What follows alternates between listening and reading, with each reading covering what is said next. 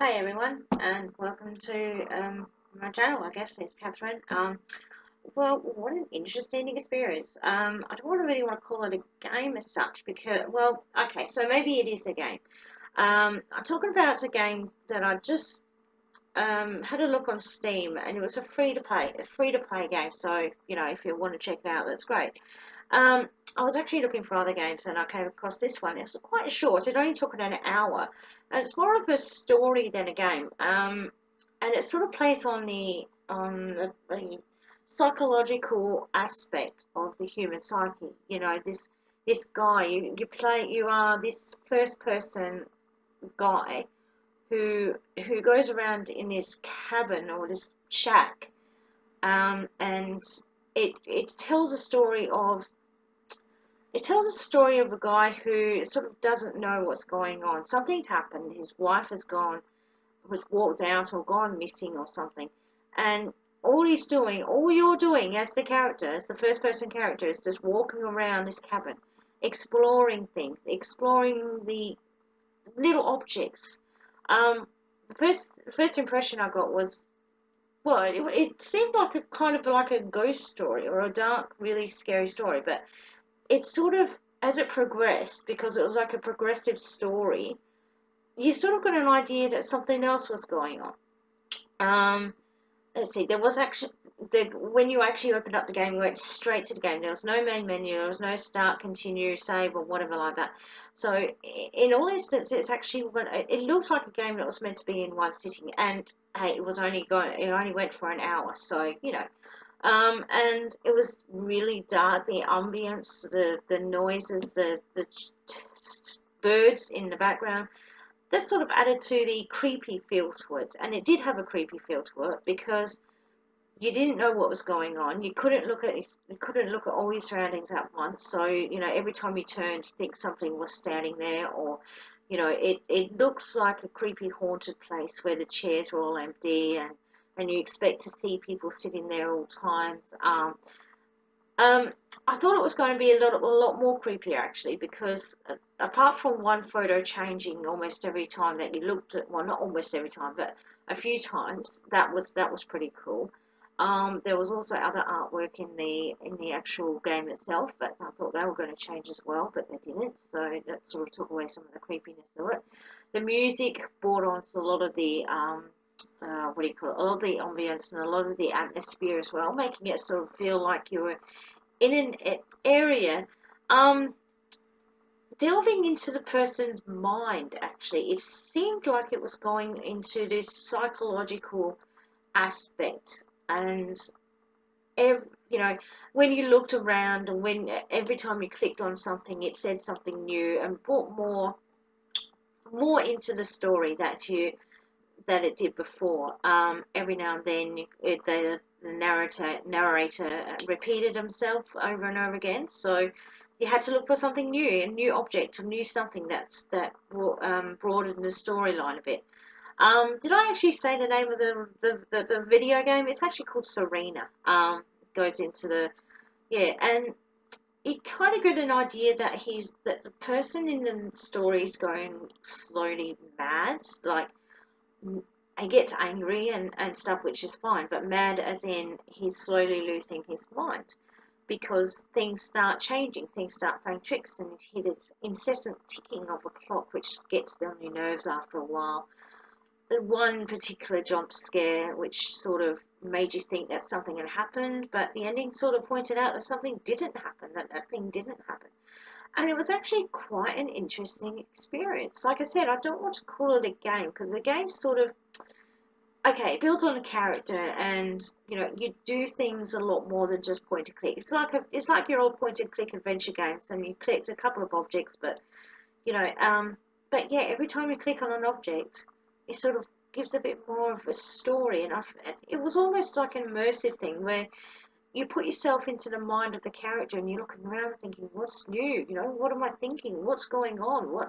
It seems like a person who's slowly going insane with all the everything that's going on around him. And it's just really, really interesting. It's a really interesting take on what what could have been a really cool ghost story, really. If you think about the atmosphere and the music and the noises they hear, and you know the often heard woman's crying or voice in the distance, it seemed like it could have been a really cool ghost story. But anyway, it's quite, like I said, it was quite an interesting experience. There was nothing really to fault on it. Sometimes it lagged a bit. Sometimes it got a bit jumpy, but there was no loading screens. There was no main menu screens, inventory screens, or anything like that. So you're basically on your own in a cabin, just finding out what the hell went on. And it's really interesting. Quite an experience. Anyway, I recommend people playing it. Like I said, it's on Steam. It's free, so you know, for an hour experience, you don't, you know, if it's a waste of time, you never actually wasted any money anyway.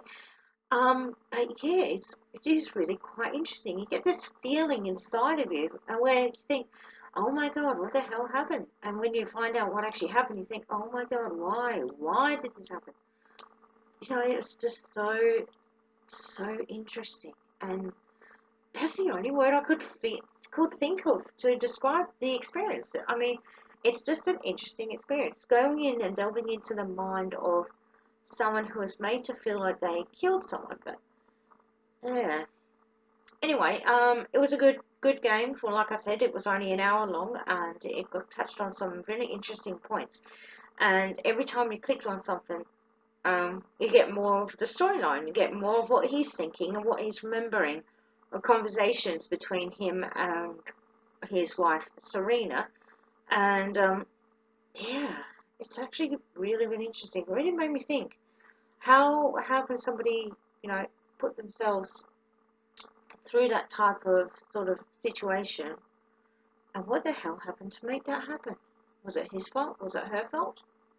Did she run off with somebody, or did she get sick of him? Or I don't know. To talk about, you know, the dark recesses of the mind. Some games, a lot of games do actually delve into that quite well. Um, but yeah, this one just really makes you it almost puts you in the game. If it was a virtual reality, that would have been just intense, really intense. Um, yeah, it was a story. It wasn't a game, it was a story. And I'm very pleased to play it.